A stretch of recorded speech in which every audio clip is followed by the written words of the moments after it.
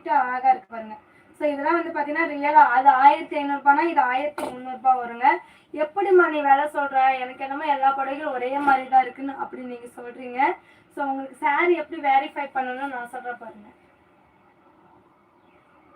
ஒரு சாரீ வந்து பார்த்தீங்கன்னா நீ 1300 1500 ஸோ எப்படி நீ வந்து சாரீ வந்து கரெக்டாக ப்ரைஸ் சொல்கிறேங்கிறது நான் சொல்கிறேன் பாருங்கள்.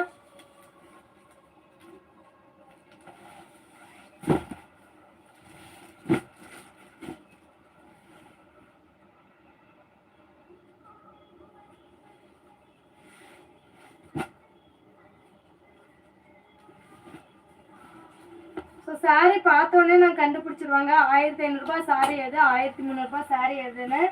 ஸோ அது வந்து பார்த்தோன்னே எனக்கு தெரியும். ஸோ உங்களுக்கு இப்போ தெரியும்னு நினைக்கிறேன். ஸோ சாரீ எல்லாமே பார்த்தீங்கன்னா ஒரே டிசைன்.